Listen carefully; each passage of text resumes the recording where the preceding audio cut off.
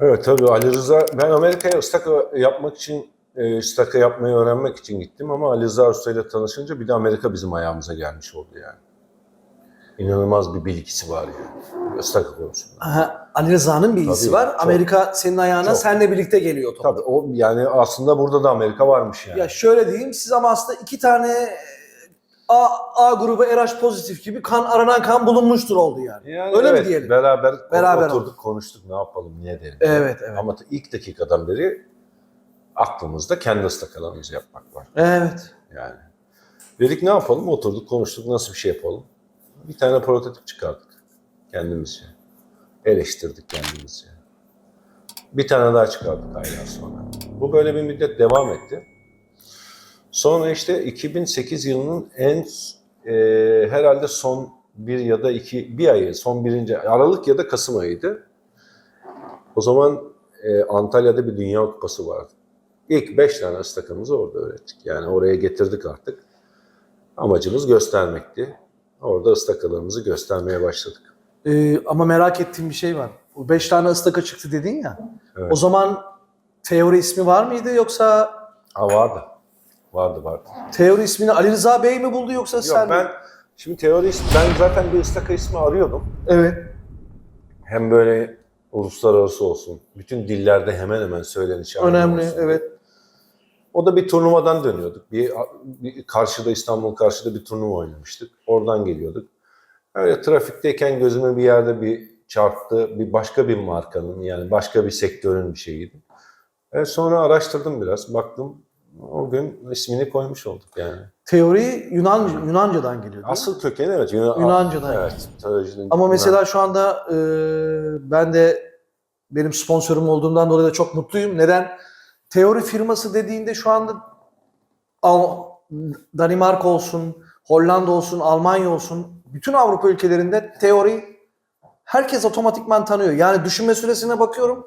2 saniye bile düşünüyor. Teori iyi ıstaka mesela diyorlar. Evet. Şimdi oradaki isim var ya, bence çok, benim açımdan çok önemli. Bu Ali Rıza Bey tarafından değil, senin tarafından yani şimdi şöyle, teori ismi geldi. Geldi ama tabii istişare edildi. İsmin buraya gelmesinde ben yani sadece ki ağızdaki dişlerden bir tanesiyim. Hani ya, ekip arkadaşlarım var yani. Tebrik etmek istiyorum seni. Güzel bakış açısı. O zamana kadar evet. çalıştığım, evet. bizimle beraber, ismini tek tek saymayayım. Herkes biliyor zaten. Evet. Hem Ali Rıza Usta olsun, hem işte Uğur, Mustafa, Erhan, buradaki takım arkadaşlarım, diğer ustalarımız. Ne güzel bir şey. Hepsi oyuncularımız, müşterilerimiz. Evet. Yani hepsi bir arada. Büyük bir aile, büyük bir aile. Tabii yani tek başına yani bir yere gelecek bir şey değil. Yani. Biz sadece işi yönetmeye adaydık. Yönettik elimizden geldi. Evet, şimdi ben caddeyi değiştireyim mi? Evet. Değiştireyim. Merak ettiğim şeyleri soracağım tabii ki sana. Tabii. Senden izin aldım bu konuda. Serbest. Evlilik konusuna gelelim. Evet. Senin kendi o privat dairende neler var, orayı merak ediyorum. Gene bu fabrikanın olduğu yerde oturduğunu söyledin. Evet. Yenge hanımla eşinle ne zaman tanıştın ve şu anda kaç tane çocuğun var mı? Kaç tane var? 2 tane. Arkadaşlar merak da ediyorlar tabii. 2 tane evladım var. Herkesin evlatlarını Allah bağışlasın. Amin, ne güzel bir şey. Biri erkek, biri kız. Oh! Büyük olan 13, küçük olan 6 yaşında. Eşimle ben 2002 yılında tanıştım. Yani 2009 yılında evlendik biz. Bilardonun fonksiyonu var mı tanışmanızda yoksa? Yok. Şöyle var. Kahvemi içiyorum. Benim tabii. Bu arada arkadaşlar, kendisi çok iyi bir yengemiz yapıyor kahveyi. Keşke gelseniz de siz de içseniz. Evet. Müthiş orta şekerli. Bak, tavsiye ediyorum size. Evet. Nedime Hanım güzel kahve yapar. Şimdi şöyle, benim bilardo salonumun çevresinde oturuyordu. O vesileyle tanıştık. Öylece de evlendik. Şükürler olsun. Güzel bir evliliğim var. Mutlu bir evliliğim var. Ne güzel. İyiyim yani. Allah daim etsin. Amin. Ama o da burada yanında aktif rol alıyor değil mi yengem? Açıkçası o daha önce başka bir firmada çalışıyordu. Şimdi bizim firmanın artık kurumsal iletişim, teorinin kurumsal iletişimine bakıyor. Ne güzel bir şey. Evet. Süper bir şey. Yani burası çekirdek bir aile. İnşallah çocukların büyürse, eğer babalarının yanında devam etmek isterlerse babalarının yanında devam edecekler. Vallahi öyle bir zorlama yok ya. Yok değil mi? Yok. Sana da o yakışır ama. Yani kim ne isterse kendi hayatını istediği gibi. Ne güzel bir şey. Şimdi mesela bilardoyu arkadaşlar dediğim gibi ben Mehmet Gören'in şimdi özel hayatını soracağım. Aynı zamanda bilardoya bakan yönünü de konuşacağım. En son bölümde de gerçekten fabrikayı göstereceğim. Çok heyecanlı bölümlerle karşı karşıya geleceğiz ama şimdi Mehmet Gören'in doğrusunu söylemem gerekirse şu bölümünü ben merak ediyorum. Mehmet Gören teori firmasını açtı. Uygun insanlarla bir araya geldi. Ve bir de sıçrama kaydetti. Dünya çapında bir firma haline geldi tabii ki. Ama şurası önemli benim için.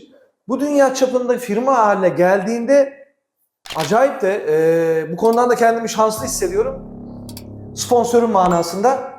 Benle birlikte birçok oyuncuya sponsorluk da şu anda destek de veriyor. Arkadaşlar sponsorluk derken şunun altını tırnak açıyorum. Gerçekten destekliyor oyuncuları ve bana baksanız benim mentalitemde ihtiyacı da yok. Yani bu adam beni desteklerse ben daha çok öyle bir düşünce altında yaptığını zannetmiyorum. Bana göre gerçekten gönlünden gelerek destekliyor. Ama şunu soruyorum. Kaç tane oyuncuya sponsorluk yapıyorsun? Kaçı internasyonel, kaçı Türkiye'den? Biliyor musun yani? Yani yurt dışında 36 sporcumuz var. Bakar mısınız? 36 kişi. Yurt içinde de Önemli isimleri sayar mısın? yurt içinde mesela resmi olarak sözleşme, şimdi çok arkadaşımız var. Yani Biliyorum. gönül bağı olarak. Ama şöyle diyelim yani tanıdık isimlerden kimler var? mesela? Tolgan, Murat Tüzül, Tolgan Kiraz, Murat Tüzül, Ömer Karakurt, Ömer Karakurt, gençlerden Denizcan var. Denizcan Akçakoca. Evet. Ya evet. Akkoca, o var. Yurt dışında zaten biliyorsunuz. Chom Yong-woo var işte. Vietnam'dan Chiang var. Nguyen var. Filipos vardı. Şu anda tekrar inşallah anlatacağız bakalım. İnşallah. Bir iki tane daha sürprizimiz var. Diğer ülkelerden yani iyi kötü birçoğunu zaten biliyorsunuz. Güney Amerika'da var. Yani tek tek hepsini saymaya çalışmayayım. Kore'de Yesong var. Seo var. Jae Kang var. Arkadaşlar acayip isimler, acayip isimler ya. Almanya'dan Murat Gökmen. Ya Artistik tarafında Hacı Arap Yaman var. Hacı Arap Yaman Ben da var. tek tek böyle saymak istemiyorum. Neden? Bir arkadaşımı unutmak istemiyorum. Ya ama ben onu söylüyorum. Bizim için yani hani böyle A kategori, B kategori diye bir oyuncu Görüyor yok. musunuz? İşte bundan bahsediyorum. Hepsini tek tek sayarsak böyle şey yapamayız yani. Müthiş bir şey kardeşim. Peki şöyle gelelim senin şimdi. Değişik bir soru soracağım sana. Şimdi aynı zamanda aktif bilardonu da oynuyorsun. Evet. Oynuyorsun. En önemlilerden bir tanesi. Oraya geldik değil mi? Tabii abi, Aktif bizim bilardo. aşkımız yani. Evet, aktif bilardo. Bakın ben de aşk demiştim. Demek ki bilardocular da bakın bir noktadan sonra ben bunu belirdim arkadaşlar. 1-200 var ya 1-200'den sonra artık başka bir modele giriyor adam. Orada bir aşk gibi geliyor yani. Bırakamıyorsun işte. Çoğu arkadaşımın evliliği bitti inanın bakın. Yani bu aşk dediğim meseleden var ya orada belli bir ayar yapmak gerekiyor. Ya ona bilardodan bittiğini demeyelim de. Yani bilardodan ama şöyle diyelim bitmez. konsept atıyor diyelim. Yani Mehmet Gören de benim gibi bu ayarı yapanlardan. İkisini birlikte şükür ben yürütüyorum o da yürütüyor. Mutlu bir evlilik. Bağımlılığın her türlüsü kötü. He? Yani her türlüsü kötü. Ya. Ama Dolayısıyla ben bilardo şu anda Avrupa'da bilardo oynayan birisi olarak söyleyebilirim sana. Çok ünlü bilardoculardan eşlerinden ayrılanlar var. Yani bu işi tutturamayanlar var. O konsepti bir araya getirmek lazım. Konumuz bu değil ama her sporda var mı? İnanın her sporda var. İşte yani aynı yemeğin tuzu gibi düşünün. Ama ben üstüne basa basa söylüyorum. Bu bir aşk olduğundan dolayı kelimeyi öyle kullandı. ama şöyle söyleyeyim. Evet. Ben ıstaka yapmazsam belki mutsuz olmam ama bilardo oynamazsam mutsuz olurum. İnanılmaz bir şey ya. Evet. İki kör arkadaşlar, iki tane kör oturuyormuş. Tamam mı? Birazcık da gelsin. Önlerinde de böyle sarma varmış, dolma. Ama ikisi de kör. Ötekisi demiş ki, kardeşim neden iki tane dolma alıyorsun? O da demiş ki sen kör değil misin? Nereden biliyorsun? O da demiş ki ben kendimden biliyorum. Şimdi ben kendimden biliyorum kardeşim. Biz bilardo oynayamazsak can gitmiş gibi olur. Yani ben bu toplara bunu dokunacağım. Bakın şöyle değeceğim, okşayacağım. Yani bu ıstakaya böyle değeceğim. Bu başka bir şey. Şimdi gelelim senin profesyonel bilardo hayatına. Şu anda sen profesyonel devam ediyorsun. Yani Dünya Kupalarına Profesyonel gidiyorsun. demeyelim. Profesyonelsin. Yani Sen elimden belki öyle geldiğince- görmüyorsun ama şu anda statüye baktığında ben bu işi bilen birisi olarak söylüyorum. Profesyonel boyutta oynuyorsun. Arada diyelim. Evet. Senede kaç tane Dünya Kupası'na gidiyorsun arkadaşım? O hepsine gitmeye çalışıyorum. Yerleri beraber sayalım mı beraber? 7 7 tane mi? Türkiye, Vietnam, Türkiye, Porto, ben tekrarlayayım duysunlar. Türkiye, Vietnam, Kore, Kore, Porto, Porto, Hollanda, Hollanda, Kolombiya, Kolombiya, Mısır. Mısır. Arkadaşlar aynı ralli gibi bakın. Şimdi bilardocular biliyor ama beni şimdi bilardoyu bilmeyenler de izlediğimden beri ötürü söylüyorum. Aynı ralli gibi. 7 tane turnuva sonunda, bu 7 tane Grand Prix sonunda çıkan adam o senenin dünya şampiyonu oluyor. Puanında kurtarıyor. Yani Mehmet Gören aynı zamanda ıstaka üreticisi olmasına rağmen aynı zamanda yurt dışında dünya kupalarında top koşturan bir arkadaşımız. Şu anda dünya klasmanındaki yerin kaçıncısın Mehmetciğim? Yani sıralama olarak 52-53 gibi de ya da o civarlarda bir şey ama yani gerçek yerim değil tabii ki. Yani çünkü birçok ülkede, Türkiye'de bile çok iyi sporcular var. Gidemiyorlar. Gidemiyorlar, Yani. Maddi değil mi? imkansızlıktan çıkıp da şimdi dünya 53.'süyüm denmez. Yani. Şöyle söyleyeyim. Evet. Ya ben kendi çapında amatörce 100, 1-200 genel civarı yıllık oynuyorum. Oynuyorsun. Ne güzel. Bazen yukarı çıkıyor, bazen çok aşağılara düşüyor. Çok iyi oynamak istiyorum ama zamanım yok yani. Ama yani hani hep böyle bir kenarımda sürekli bir antrenman yok. Günde kaç saat antrenman yapıyorsun? Ben de antrenman yok. Yani şöyle antrenman var. İşte bazen burada iş yapıyorum. Masa Arkadaşlar önünde... göstereceğim onları, özür dilerim. Masası hemen şurada. Biz şimdi bilardo masasında oturuyoruz. Yani çok da lüks bir ortamda kendisi. Ya bence öyle. Bir bilardocu için lüks. Niye bileyim, burada masası var. Kafada proje üretiyor. Burada da bilardo oynuyor. Yani burası bizim...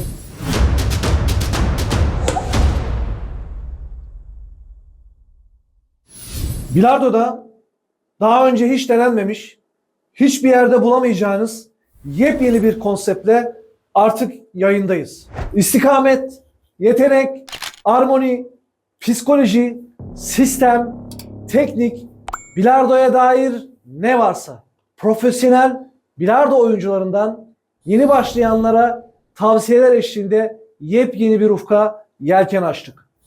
Bu yolculuğa hep birlikte beraber çıkıyoruz. Kanalımıza abone olup videolarımızı beğenebilir ve çevrenize tavsiye edebilirsiniz.